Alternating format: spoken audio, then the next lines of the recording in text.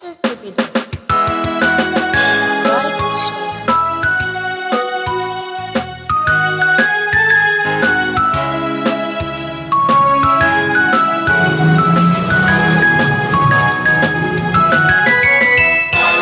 Lagi kong naaalala ang kanyang tindig at forma. At kapag siya ay nakita, kinikilig akong talaga. Di naman siya sobrang gwapo, ngunit siyang type na type ko. Bakit ba